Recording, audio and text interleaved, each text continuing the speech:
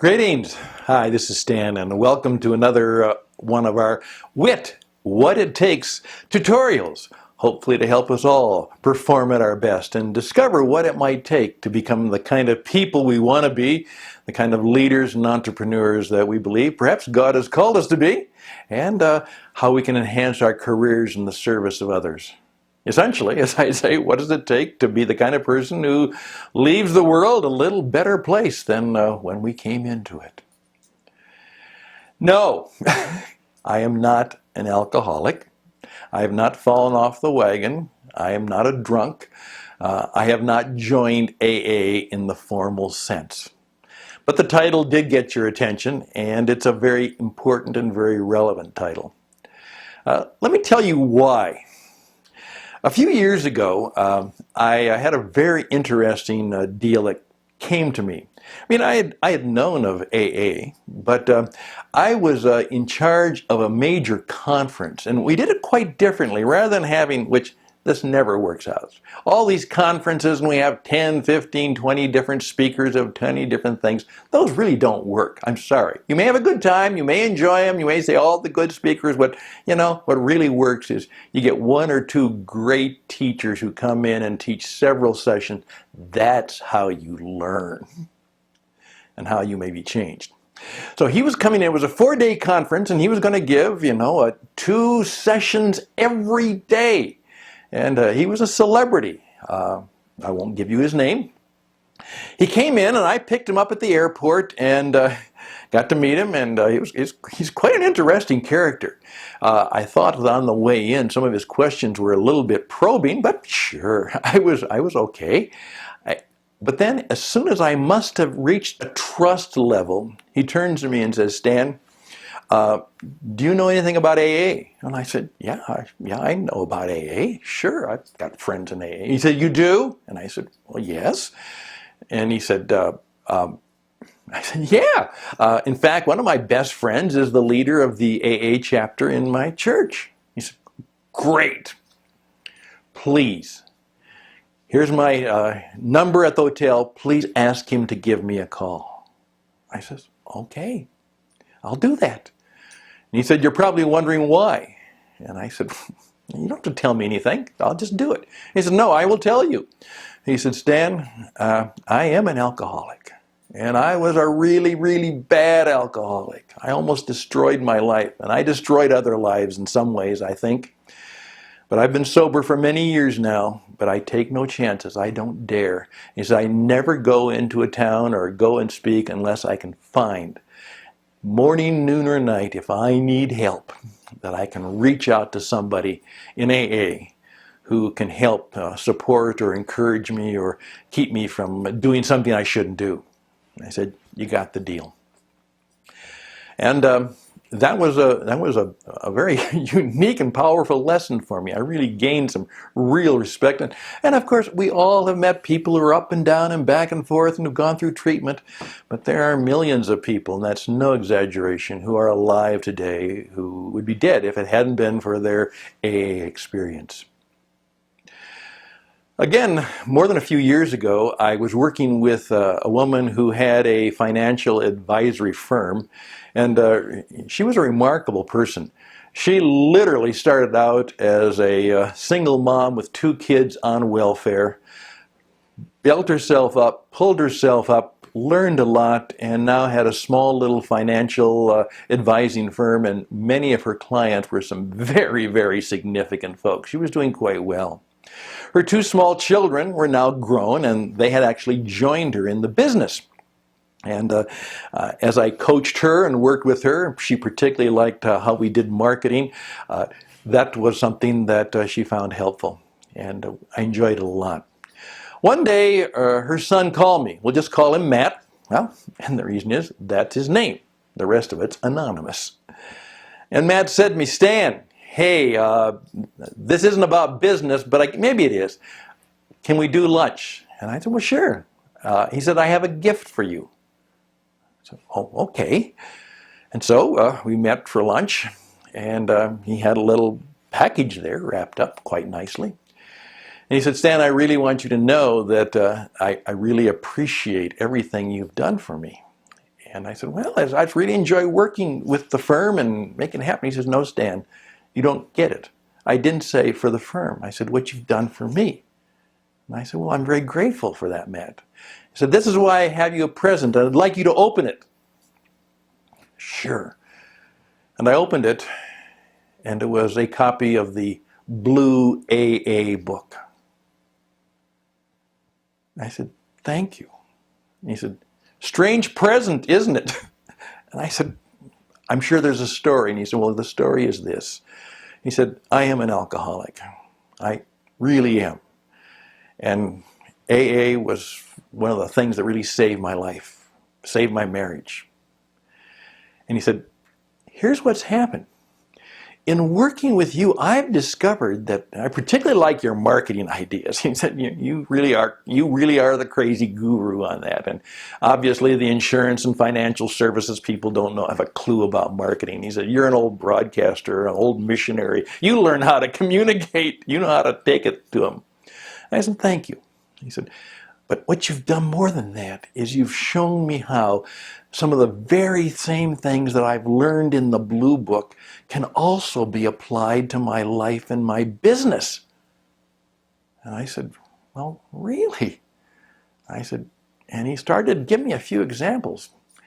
And I said, well, I'm really glad for that. And he said, so I'm giving you a copy of the book. He said, it's one that I had before. And he said, you'll see that I've kind of marked some things up. And I opened it, and yeah, it was obviously a used with some markings, and he had written a wonderful tribute in it. That is still one of my most precious possessions. But I do confess that, there it sits. I never took it that seriously, though I could obviously have gone through the steps and seen them. But just very recently, as I was seeking some real direction on some of the things that have come into my life recently, one of the persons who has been a kind of a mentor to me, we need help. And he was teaching me a lot about some of the wisdom that he had acquired in life. And he said, Stan, do you know anything about AA? And I said, well, sure. Yeah. And I told him a little bit about Matt, and a little bit about my other friend, and again, about my friend Chuck, who said, Stan, we all are addicts. All we do is some of us have less destructive addictions. He says, I was addicted to booze and drugs and chasing around and lots of other stuff like that. He said, I'm still an addict. That didn't change. Now I'm just addicted to Jesus, exercise, sharing the good news with others so they can escape addiction. And he said with a smile, and I sure like fine automobiles. Just a different set of addictions. He said, we all have attachments. We all have those things. And that's where I really begun to realize that that's true. And that's why we shouldn't make any moral judgments, because all of us are bruised and broken in some way. We all have attachments and addictions in some way. Some perhaps just less destructive than others. But my spiritual director said to me, he said, Stan, we're going to go through some of the 12 steps. And I want you to see how they might apply to the life that you're living now and some of the things that you're dealing with. It's been very, very interesting. Particularly Bill Wilson, Bill W. I think it was Wilson, but it was just Bill W. The founder of AA said that the real realization that came to him, it comes to us all, is that we are incapable of managing the mess we're in on our own. And so, as I've gone through some of these things, I said, yeah, there is so much there that we realize. What I've always realized for many years is that spiritual wisdom is vital to how we do life as well as business. And there was so much in there that struck me as things that can help me understand better how to do life and business, even though I'm not an alcoholic. I'm not a drunk. I don't have a drinking problem. I was cured of that 50 years ago, one bad drunk. But still, there is much to learn.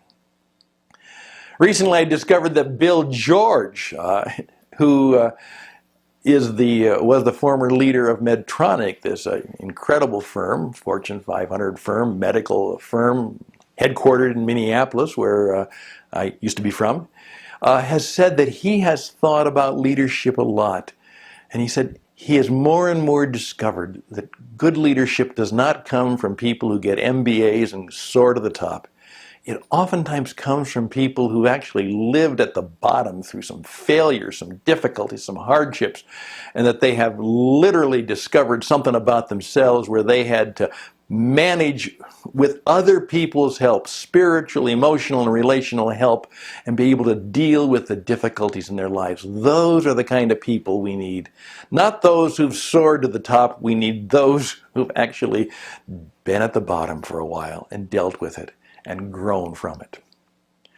I've fundamentally come to the conclusion that we don't need more CEOs. We need people who are teachers and learners who will lead and mentor and guide and then leave the execution perhaps to others younger than themselves. We'll see where that goes. But here's the deal. I'm more and more convinced that we need to learn new and different ways of dealing with life and business. And maybe the great wisdom of AA we need to go back to. And here's what I'd like to do. I'd like to develop a class or a course somewhat along that line. And you can help me. A number of you, I know, who are watching this, you've had that experience. And what I'd like to do is learn what I'm learning from others and perhaps develop a business and life course that uses many of the principles of the steps. And perhaps some of you could then share with me and with others how learning the steps helps us in discovering what it takes to be successful in our life and business, whether we are drunks or alcoholics or addicts or not. I think that would be a fascinating study and have great help to many people. So here's what I'm asking. Would you just take what I'm saying here and think about it and perhaps see if it might apply to you? And then I know how to do the courses now, all the video, all that stuff. We can get them on several platforms around the world. But perhaps you'd want to join me as being one of the teachers who would actually do that.